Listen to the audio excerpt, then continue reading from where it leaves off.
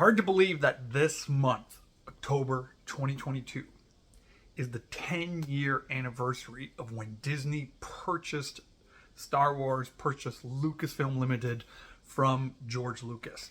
I remember when that announcement came out and the deal was signed and the interview with Kathleen Kennedy and George Lucas came out. I was pumped as a longtime Star Wars fan, as someone who loved Star Wars since he was a kid in 1977. I was excited about this news because Disney did such a great job with the MCU, the Marvel Cinematic Universe. Obviously, they were going to do a great job with Star Wars, right? Well, 10 years later, maybe not. So in this video, what I want to do is I want to go through the history of all the stuff that's come out under Disney Star Wars, just the TV shows and the movies, not all the books and comics, TV shows and movies. Let's categorize them. Let's have a little bit of fun with it as we look at this 10-year anniversary. Let's look at what we don't like. We're going to score them over here. And what we did like, what I liked over here. All right, you ready? Let's hit this. So let's start off right with the very first show that was released under the Disney banner was Star Wars Rebels. This was released early on in kind of the purchase of Disney. It came out in 2014, 2 short years after the deal was done. Now, I'm going to admit, I liked it. First season, it was a little kiddie, but I was expecting it to be kiddie. It was on a Disney cartoon channel, okay? But by season 2, when they brought in Vader, and it just picked up, and I loved it. Now I get some people complain it broke some of the lore and continuity and things like that. And you know what? I was still accepting that. I was like, look, they're trying to find their place, and they're trying to figure this out in a new story group, all that. So, Star Wars Rebels, I liked it. It then came the big theatrical release of Star Wars Episode 7, The Force Awakens. And again, I liked it. Even more than liked it, I loved it. Like, I was in. I was bought in. I thought they did such a great job of just making Star Wars a big event again and introducing it to a next generation. I liked the characters. I liked Rey. I liked Poe. I liked Finn.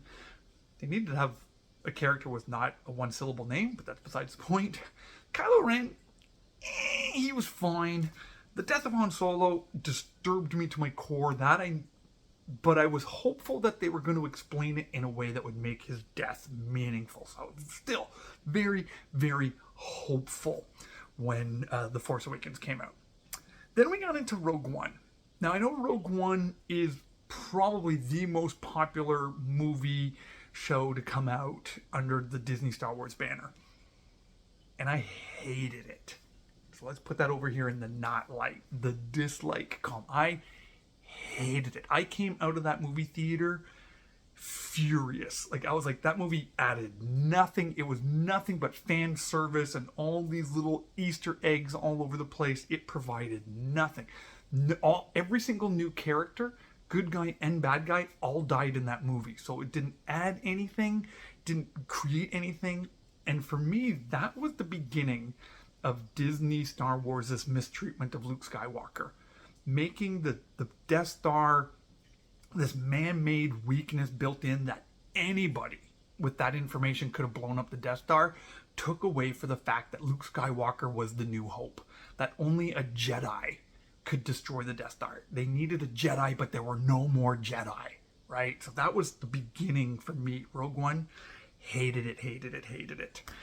And then the following year, in 2017, we got the very controversial, the very divisive The Last Jedi. Now, this was my review of The Last Jedi. I made a Facebook review, one-sentence review, when I came out of that movie. I said, what a great movie, but a terrible continuation of the Skywalker saga. The movie was beautiful. Cinematically, it was beautiful. The sound, everything about it, the look of it was gorgeous. So I was mesmerized by it while I was watching. But even coming right out of it, my first words were a terrible continuation of the Skywalker saga. Because it just, again, this destruction of the character of Luke Skywalker that I felt began in Rogue One just was really skyrocketed in The Last Jedi. And it's just never recouped after that. Okay, so Last Jedi is over in this dislike column. Same thing with Rogue One. All right, let's continue. The next thing that came out was Star Wars Resistance, another animated show headed up by Dave Filoni. This one had more of an anime feel to it. Again, art style, I love art, so I'm all cool. If you want to try a new art style, do different things like that, I'm all for it.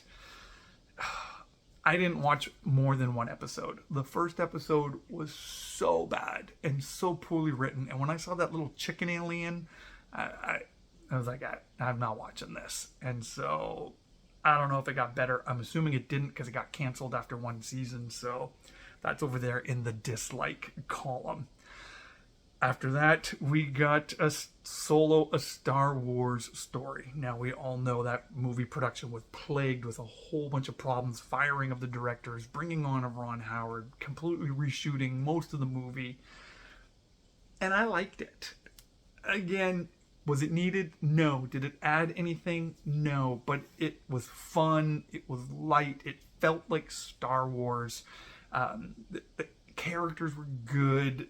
I enjoyed it. So, and it's actually one of the few Star Wars movies I still find watchable under the Disney Star Wars banner, or rewatchable, sorry. So I could actually go and rewatch Solo and have a fun evening doing that.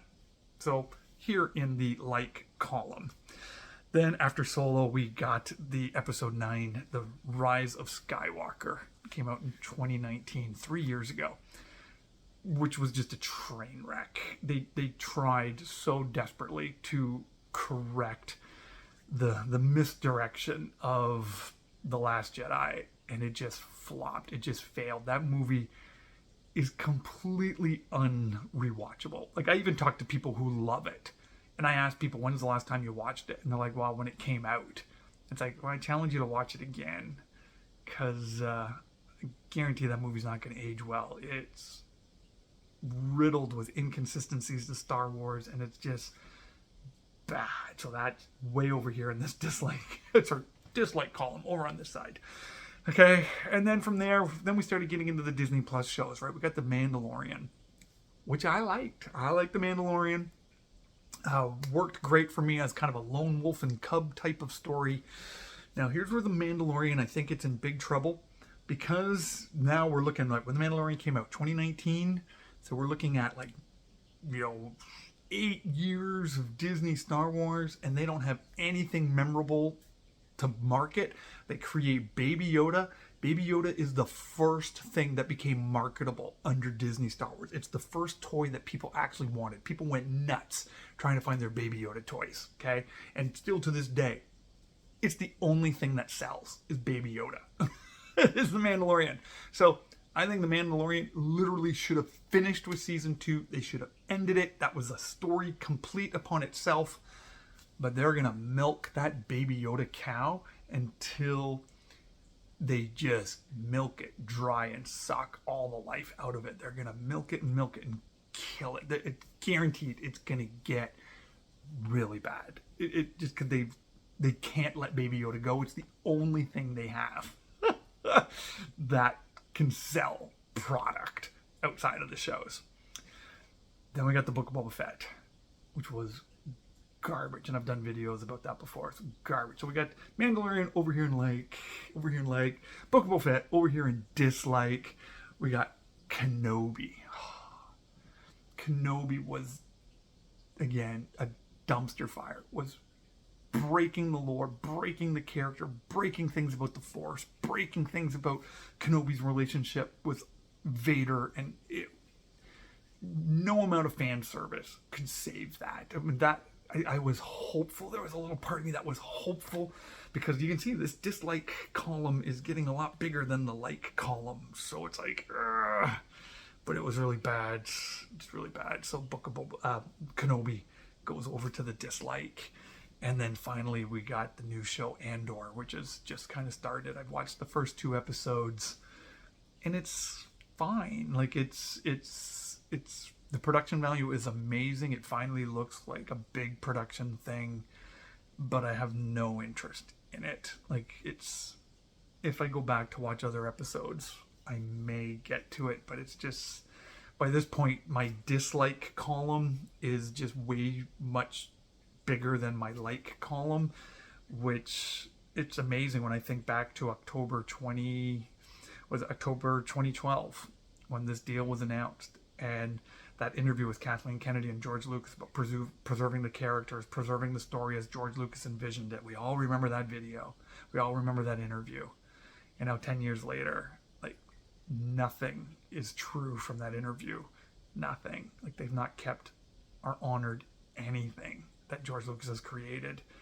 And that's why I kind of checked out. That's why I don't really talk about Star Wars all that much, apart from the expanded universe or from some of the board games that I play, and Star Wars Legion and X-Wing and things like that, because the dislike just eventually just makes you move on and find other interests. So, 10 years of Disney Star Wars, what have they done? They've lost a lot of lifelong fans.